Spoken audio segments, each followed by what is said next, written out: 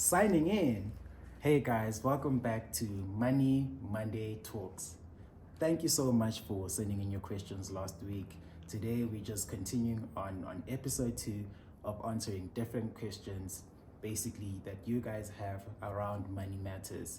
I hope you guys enjoyed today's episode. See you soon. Hey Liberty Guy, Hey Tom. what are some common mistakes people make when managing their finances? Tom, that's a very simple one. It's called budgeting. If you do not have a budget, that means having a financial plan. You will run in ruin, so you will run into problems. Case in point, if you go shopping and you're pushing the trolley, you see all these great items on the shelf and you just keep taking, and now it's time to pay. Have you looked at what your income is so that you know exactly what you can spend? That's the whole important thing about budgeting. Income versus expenditure leaves you with your discretionary or your disposable money that you could use to spend. Hey Tom, Yo, how can someone start investing with limited funds? well, actually answering this question, it has to go out into 2 phases. The first phase would be actually understanding the risk profile that you are. There are different kinds of risk profiles. We are different kinds of human beings. There are more conservative people, there are more aggressive people. You need to understand where do you fall. In order to know that, that's how you'll know what investment or saving vehicle actually works out for you. Moving into the second part of this answer, if you are a conservative client, then you know that what works for you would be normally a tax-free savings, something that you can access your money whenever you need to. If you're someone who's in the middle, someone who's more moderate, that's when we'd get into something like a unit trust. A unit trust is more or less in the middle of everything. You can access your money, but at the same time, if you're not trying to go the whole long route, you can still leave your money in there. And if you're an aggressive client, then that's when you can do something like endowment, knowing that I'm going to lock in money in here for the next 5 years or more, and then you actually just get all the benefits after that 5 years. I think that's the simplest way to explain this question. Thank you. Hey Liberty Guy, Hey Tom. what are some practical ways to reduce debt?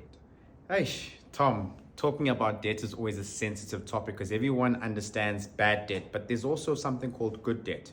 But because of the question and how you asked it, I would always say to people and recommend start by dealing with your high interest debt. Also look at consolidating or even negotiating your interest rates down. And yes, you can negotiate your interest rate. It's just the banks have never called you to tell you you've got a special on reducing your interest.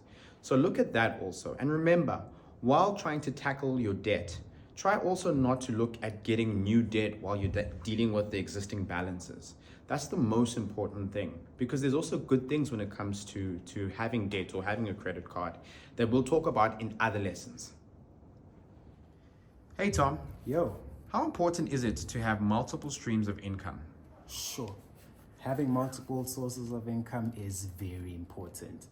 Imagine the one source of income that you have stops all of a sudden.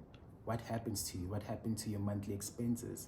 Having a multiple source of income is very important because you need to have that extra pocket for events or cases whereby you don't have that source of income. What happens in the middle of the month when you need to actually pay for something and you don't have that income? You have to go borrow money from someone, bomashonisa. That's the kind of things that you're trying to avoid.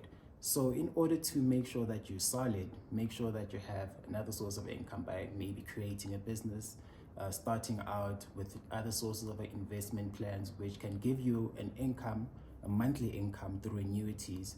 And that way you actually have more than one pocket to actually, sustain yourself.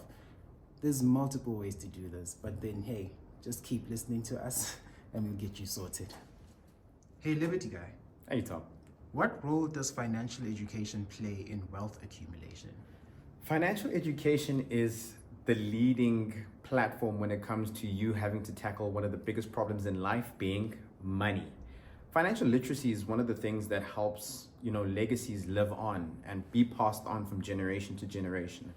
I always say to people, going to school and going through the traditional platforms, you learn about everything that's kind of getting you prepped and ready for being an adult or being in the world of adulting. But when it comes to financial literacy, it's actually prepping you to understand how to better save, how to better invest, how to make better financial decisions in your life so that you can enjoy this whole thing called adulting. So financial literacy is one of the most imperative and important things, and I recommend it daily, like showering. Hey guys, it's Mtutu Zeli, also known as the Liberty Guy. With Tom, we would like to say thank you so much for sending in those questions. Money Mondays would not be possible if we didn't have you guys. So I want to say thank you, thank you, thank you. And we would like to leave you with this quote. Your net worth is equivalent to your net worth. And I'm going to repeat that. Your net worth is equivalent to your net worth. Signing out!